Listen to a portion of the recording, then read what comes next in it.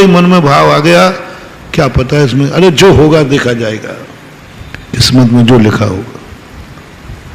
यदि ये करते समय आ गया, क्या कर रहे हो, फलाना काम कर रहा हूं, यात्रा पे जा रहा हूं, पहुंच जाओगे, अरे भाई जो अब क्या होगा, क्या करोगे, वही होगा जो मंजूर है। ये बहुत अपशगुन वाक्य है। वही होगा जो मंजूर खुदा होगा। ये बात अपने दिमाग में कभी मत लाना प्रारंभ के समय, अन्यथा तुम्हें गाड़ी चलाते हुए नींद आ जाएगी। सामने डिवाइडर होगा, तुम्हें दिखेगा नहीं, तुम्हारा ब्रेक पे से फैल हट जाएगा, क्योंकि तुमने पहले ही कह दिया वही होगा जो मंजूर खुदा होगा। अब मन कहता है, आत्मा कहती है, ब्रेक पे पैर क्यों रख रहा है, क्योंकि होना वही है जो, अब ब्रेक क्या करेगा, आपका पैर ढीला पड़ जाएगा, बुद्धिपूर्वक नहीं, अपने आप स्वतः ही शक्ति खत्म हो जाएगी। अब पैर के ब्रेक तुम लगाओगे भी तो पैर में ताकत नहीं रहेगी, क्योंकि तुमने पहले ही कह दिया वही होगा जो मंजूर खुदा होगा। जो भगवान ने देखा है वही होगा। बहुत अपशगुन, ब्रेक फेल हो जाएगा, तुम्हें झपकी आ जाएगी, क्योंकि तुम कहोगे जागने की जरूरत क्या है, होना वही है जो मंजूर है, जो भगवान ने देखा है वही होना है, इसलिए काहे को अपन जागने से अपने आराम से, नींद आ ही जाएगी, पक्का है। ये चीजें ऐसी हैं जो हमें सुलाती हैं, जगाती नहीं। ये तीनों चीजें सुलाती हैं। किस्मत में क्या लिखा है, भगवान को जो करना है वही होगा, और जो नियत है निश्चित है वो होगा। ये तीन बातें शांति देती हैं, सुलाती हैं, कुछ नहीं करने को कहती हैं, निकम्बा बनाती हैं, अकर्मण्ड बनाती हैं, बोले कुछ नहीं करना। और जैन दर्शन कहता है तुम कर्म फल चेतना में चले गए, तुम एक इंद्रिय जैसे हो गए।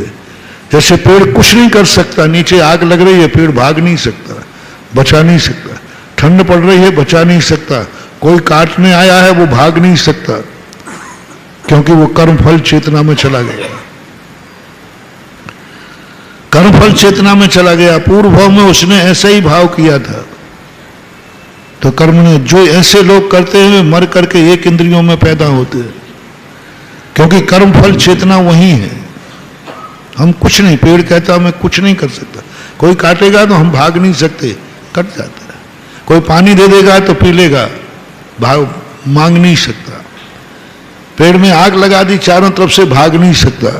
एक इंद्रियों के कर्म फल चेतना होती है, हम एक इंद्रिय नहीं है। हमारे निषेध किया कि भूल करके कर्म फल चेतना पर नहीं आना, और ये तीन बातें प्राय लोग ज्यादा पसंद करते हैं, और यही तुम्हारे अपशगुन का कारण बनता है। ये तीनों वरदान हैं, पहले नहीं। शाम को जब दुकान बंद किए, खोलते समय नहीं कह रहा हूं, मैंने कल कहा कि वही वस्तु शुभ है, वही वस्तु अशुभ है। यही थप्पड़ दुश्मन ने मारा था कल, अशुभ है, और यही थप्पड़ पिताजी ने मारा था, बोलो ना। एक दुश्मन ने कहा पापी कहीं का, और एक गुरु ने कहा पापी कहीं का। दुश्मन ने कहा बेइज्जती है, गुरु ने कहा इज्जत बढ़ जाएगी, ध्यान रखना, इज्जत बढ़ जाएगी। दुश्मन ने कहा कि मर जा तू, और पिताजी ने कहा होते ही मर जाता तो अच्छा था। इस शब्द में कल कितनी बड़ी बात थी। जब पिताजी ये बोल दें तुम्हारे से परेशान हो गए ना, वो इतना परेशान कर डाला, इससे अच्छा तो नहीं होता तो ठीक था। बेटा यदि पिताजी के मुख से निकल जाए, समझ लेना तुम्हारी बहुत लंबी उम्र है, बहुत लंबी उम्र है, बहुत लंबी उम्र है। पिताजी ने कहा है, दुश्मन की नहीं कह रहा हूं। दुश्मन ने कहा तू लाख उपाय हो जाए तेरा कल्याण कभी नहीं होगा, अभिशाप है। और कभी गुरु गुस्से में आके बोल दे तेरा कल्याण तो हो ही नहीं सकता, लाख उपाय कर ले तेरा कल्याण कभी हुआ नहीं, होगा नहीं, तो कुछ भी कर ले। मर गया मैं नमोकार मंत्र पढ़ाते पढ़ाते, नमोकार मंत्र याद नहीं रहा, जा तेरा कल्याण नहीं हो सकता। महानुभाव ऊपर से नहीं हंसना, नहीं तो गुरु कहेंगे दीद कहीं का, मैं इतनी गाली दे रहा हूं ये बेशरम हंसता जा रहा है। ऊपर से नहीं, ऊपर से थोड़ा मुंह बना लेना, अंदर अंदर लड्डू बेलना, मेरा कल्याण निश्चित है, पक्का महानुभाव, मेरा कल्याण निश्चित है। गारंटी क्या है? बोले गुरु ने कह दिया जा तेरा कल्याण नहीं हो सकता। शिवभूति महाराज गुरुदेव नमोकार मंत्र पढ़ाते पढ़ाते थक गए, लेकिन उसे नमोकार मंत्र भी याद नहीं।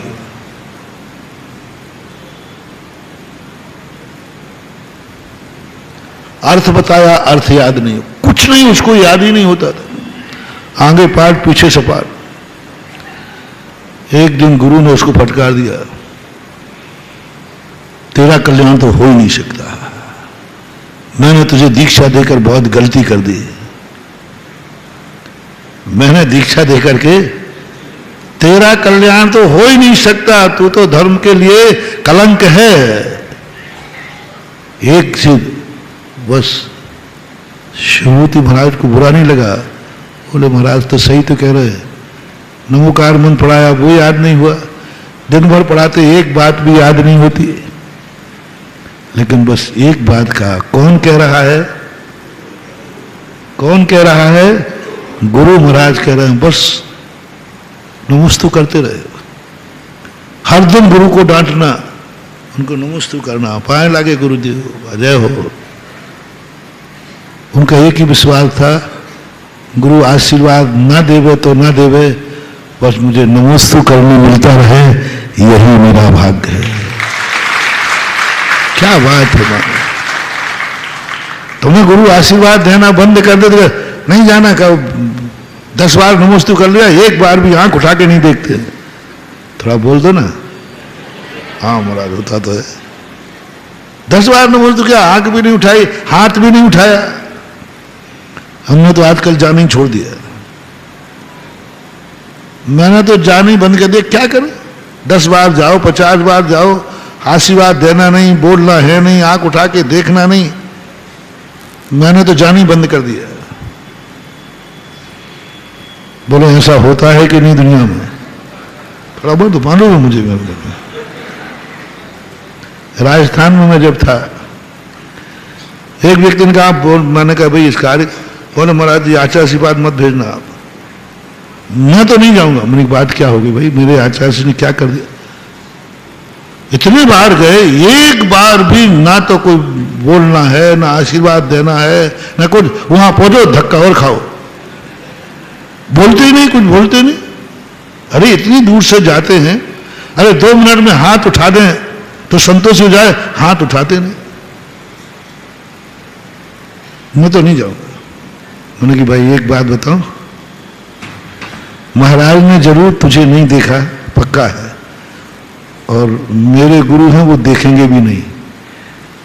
काश वरदान मैं भी चाहता हूं कि मैं अपने भक्तों को कभी देखूं ही नहीं, लेकिन करूं क्या, मेरी साधना थोड़ी कम है। जिस दिन मेरी साधना हो जाएगी, मेरी आंख कभी किसी को देखे नहीं, उसी दिन मेरी साधुता में मेरिट लिस्ट में आ जाऊंगा। यही तो साधना कर रहा हूं, किसी को देखना नहीं पड़े। आशीर्वाद मेरी साधना है। वो दिन कब आएगा जब मेरा आशीर्वाद देने का भाव ही ना आवे? और आशीर्वाद की विशेषता तो कल बताई थी ना,